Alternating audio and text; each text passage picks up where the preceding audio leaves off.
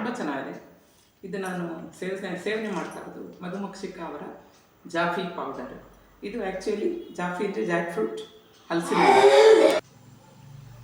ಹಣ್ಣು, ಹಲಸಿನ ಹಣ್ಣಿನ ಬೀಜ ಎರಡನ್ನು ಒಣಗಿಸಿ ಪುಡಿ ಮಾಡಿ ತಯಾರಿಸಿರೋ ಪೌಡರ್ ಇದು.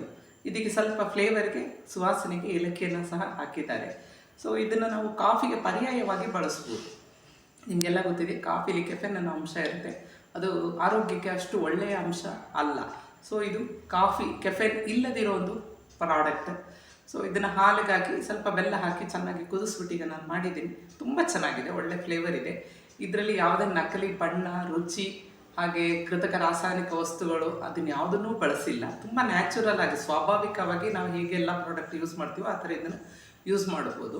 ನಮಗೆ ಹಲಸಿನ ಹಣ್ಣು ವರ್ಷ ಪೂರ್ತಿ ಸಿಗೋದಿಲ್ಲ. ಸೊ ಹಲಸಿನ ಹಣ್ಣಲ್ಲಿ ಸಿಕ್ಕಾಪಟ್ಟೆ ರಾಸಾಯನಿಕ ಅಂಶಗಳಿದೆ. ಅಂದರೆ ಈಗ ವಿಟಮಿನ್ ಎ, ಸಿ, ಇ, ಹಾಗೆ ಕೆ, ಆಮೇಲೆ B6, ಆಮೇಲೆ ಫೋಲಿಕ್ ಆ್ಯಸಿಡ್ ಇದೆ. ಆಮೇಲೆ ನಮ್ಮ ದೇಹದಲ್ಲಿ ನಮಗೆ ನಿರಂತರವಾಗಿ ಆರೋಗ್ಯಕರವಾಗಿ ಇರಬೇಕು ಅನ್ನೋದು ಇಮ್ಯೂನ್ ಸಿಸ್ಟಮ್ ಬೇಕು.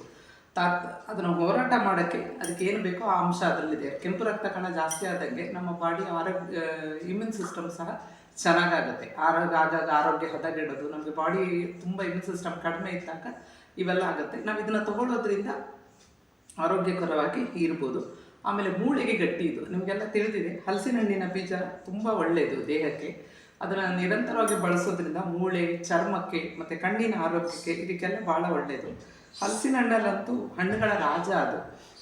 ಅದರಲ್ಲಿ ಇದೆ ಆಲ್ರೆಡಿ ಹೇಳಿದಂಗೆ ವಿಟಮಿನ್ ಇ, ಸಿ, ಆಮೇಲೆ B6, ಆಮೇಲೆ ಮೆಗ್ನೀಷಿಯಮ್, ತಾಮ್ರ, ಕಾರ್ಬೋಹೈಡ್ರೇಟ್, ಪ್ರೋಟೀನ್ಸ್, ಫ್ರಕ್ಟೋಸ್, ಸುಕ್ರೋಸು ಇಂಥದ್ದು ಹಲವಾರು ಅಂಶಗಳು ಇದೆ.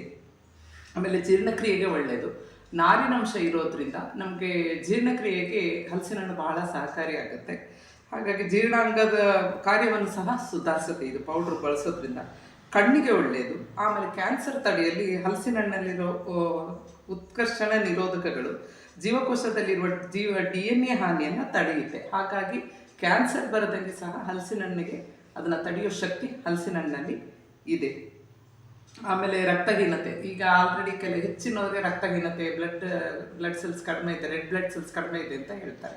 ಹಾಗಾಗಿ ಇದರಲ್ಲಿ ಐರನ್ ಅಂಶ ಹೆಚ್ಚಿರೋದ್ರಿಂದ ನಾವು ಇದನ್ನು ನಿರಂತರವಾಗಿ ಸೇವನೆ ಮಾಡೋದ್ರಿಂದ ನಮ್ಮ ಕೆಂಪು ರಕ್ತ ಕಣ ಜಾಸ್ತಿ ಮಾಡ್ಕೋಬೋದು. ಆಮೇಲೆ ಮೇಯ್ನು ಮಕ್ಕಳಿಗೆ ಈಗಿನ ಮಕ್ಕಳಿಗೆ ತುಂಬ ಇಮ್ಯುನಿಟಿ ಕಡಿಮೆ ಇರುತ್ತೆ. ಇದನ್ನು ನಿರಂತರವಾಗಿ ಬಳಸೋದ್ರಿಂದ ದಿನಕ್ಕೆ ಒಂದು ಸ್ಪೂನ್ ಹಾಲಾಗಿ ಹಾಕಿ ಕೊಡೋದ್ರಿಂದ ಮಕ್ಕಳಿಗೆ ಇಮ್ಯೂನ್ ಸಿಸ್ಟಮು ಚೆನ್ನಾಗಾಗುತ್ತೆ. ಅವರ ಬೆಳವಣಿಗೆಗೆ ಸಹಕಾರ ಆಗುತ್ತೆ. ಅವ್ರಿಗೆ ಏನೇನು ಬೆಳವಣಿಗೆಗೆ ಖನಿಜಾಂಶಗಳು ಬೇಕೋ ಅವೆಲ್ಲ ಇದರಲ್ಲಿ ಸಿಗುತ್ತೆ. ಆಮೇಲೆ ಕೆಲವರಿಗೆ ಡೌಟ್ ಇರುತ್ತೆ, ಇದು ಹಲಸಿನ ಬೀಜ ಹಾಕಿರೋದ್ರಿಂದ ಗ್ಯಾಸ್ ಆಗುತ್ತಾ ಅಂತ. ಇಲ್ಲ, ಅದನ್ನು ಆಲ್ರೆಡಿ ಅದರಲ್ಲಿ ಹಲಸಿನ ಹಣ್ಣಿನ ಬೀಜದಲ್ಲಿ ನೀವು ನೋಡಿರ್ಬೋದು, ಒಂದು ಕೆಂಪುದು ಸ್ಕಿನ್ ಇರುತ್ತೆ, ಚರ್ಮದ ಹೊರಗಡೆ ಅಂತ ಒಂದು ಸಿಪ್ಪೆ ಹಾಕಿ ಇರುತ್ತೆ. ಅದನ್ನು ತೆಗಿತಾರೆ. ಅದನ್ನು ತೆಗೆಯುವಾಗಲೇ ಸ್ವಲ್ಪ ಅದರಲ್ಲಿರೋ ಗ್ಯಾಸ್ ಅಂಶ ಹೋಗುತ್ತೆ. ಮತ್ತು ಹುರಿದು ಪ್ರೊಸೆಸಿಂಗ್ ಎಲ್ಲ ಮಾಡಿ ಪೌಡ್ರ್ ಮಾಡಿ ಹಾಕುವಾಗ ಅದ್ರಲ್ಲಿ ಅರ್ಧಕ್ಕರ್ಧ ಗ್ಯಾಸಿನ ಅಂಶ ಹೊಟ್ಟೋಗಿರುತ್ತೆ. ಮತ್ತು ಏಲಕ್ಕಿ ಹಾಕಿದ್ದಾರೆ ಇದಕ್ಕೆ. ಏಲಕ್ಕಿ ಜೀರ್ಣಕ್ರಿಯೆಗೆ ಸಹಕಾರಿ. ಯಾವುದೋ ವಾಯು ಆ ಥರ ಅಜೀರ್ಣ ಅದೇನಾರಿದ್ರೆ ಏಲಕ್ಕಿನ ನಾವು ಯೂಸ್ ಮಾಡ್ತೀವಿ. ಅದರಿಂದ ನಮಗೆ ಅಜೀರ್ಣ ಪ್ರಾಬ್ಲಮ್ ಏನಾರಿದ್ರೆ ಸಾಲ್ವ್ ಆಗುತ್ತೆ. ಹಾಗಾಗಿ ದಿನಕ್ಕೆ ಒಂದು ಸ್ಪೂನ್ ಅನ್ನುವಾಗ ಅದರಲ್ಲಿ ಸ್ವಲ್ಪ ಹಲಸಿನ ಹಣ್ಣಿನ ಹಣ್ಣಿದ್ದು ಪೌಡ್ರ್ ಇರುತ್ತೆ, ಅದರ ಬೀಜದ ಪೌಡ್ರ್ ಇರುತ್ತೆ. ಒಂದು ಸ್ಪೂನ್ ಬಳಸೋದ್ರಿಂದ ಯಾವುದೇ ರೀತಿಯ ಜೀರ್ಣಕ್ರಿಯೆಗೆ ತೊಂದರೆ ಆಗೋದಿಲ್ಲ. ಮತ್ತು ಮಕ್ಕಳಿಗೆ ನಾವು ಈಗ ಹೊರಗಡೆ ಸಿಗೋ ಕೃತಕ ಪೌಡರ್ಗಳಿದೆ, ಮಾಲ್ಟ್ ಅಂತೆ, ಅದಂತೆ ಇದಂತೆ ಅಂತ, ಅದೆಲ್ಲ ಕೊಡುವಾಗ ಅದರಲ್ಲಿ ಮುಕ್ಕಾಲು ಭಾಗ ಸಕ್ಕರೆ ಇರುತ್ತೆ. ಆಮೇಲೆ ಬೇಡದಿರೋದು ರಾಸಾಯನಿಕ ಅಂಶಗಳು ತುಂಬ ಅದರಲ್ಲಿ ಹಾಕಿರ್ತಾರೆ. ಪ್ರೋಟೀನ್ಸ್ ಎಲ್ಲ ಅಗತ್ಯಕ್ಕಿಂತ ಜಾಸ್ತಿ ಹಾಕಿರ್ತಾರೆ. ಅಷ್ಟೊಂದು ನಮ್ಮ ದೇಹಕ್ಕೆ ಬೇಕಾಗಿಲ್ಲ. ಇದರಲ್ಲಿ ಹದವಾಗಿ ಮಿತವಾಗಿರುತ್ತೆ. ಮತ್ತು ಯಾವುದೇ ಕಾರಣಕ್ಕೆ ಇದರಲ್ಲಿ ಸೈಡ್ ಎಫೆಕ್ಟ್ ಇರೋದಿಲ್ಲ. ಆಲ್ರೆಡಿ ನಾವು ಹಣ್ಣುಗಳೆಲ್ಲ ತಿನ್ನೋದ್ರಿಂದ ನಮ್ಮ ಬಾಡಿ ಅದನ್ನು ಆರಾಮಾಗಿ ರಿಸೀವ್ ಮಾಡ್ಕೊಳುತ್ತೆ. ಯಾವುದೇ ರೀತಿ ಹೊಡೆತ ಬರೋದಿಲ್ಲ. ಈ ನಾವು ಹೊರಗಡೆ ಮಾರ್ಕೆಟಲ್ಲಿ ಸಿಗೋ ಕೃತಕ ಪೌಡರ್ಗಳು ತಗೊಳ್ಳೋದ್ರಿಂದ ನಮಗೆ ಅದು ಬೇಡದೇ ಇದ್ದರೂ ಆ ಅಂಶಗಳು ನಮ್ಮ ದೇಹದೊಳಗೆ ಹೋಗುತ್ತೆ. ಮತ್ತು ಸ್ಟೋನ್ಸ್ ಆಗೋದು, ಕಿಡ್ನಿಗೆ ಪ್ರಾಬ್ಲಮ್ ಆಗೋದು ಅವೆಲ್ಲ ಆಗುತ್ತೆ. ಆದ್ದರಿಂದ ಮಕ್ಕಳಿಗೆ ನಾವು ಯಾವುದೇ ಹೊರಗಡೆ ಸಿಗೋ ಮಾರ್ಕೆಟಲ್ಲಿ ಸಿಗೋ ಕೃತಕ ಪೌಡರ್ಗಳಿಗಿಂತ ಇದನ್ನು ಪರ್ಯಾಯವಾಗಿ ಬಳಸೋದ್ರಿಂದ ನಮ್ಮ ದೇಹವನ್ನು ಚೆನ್ನಾಗಿ ಇಟ್ಕೋಬೋದು.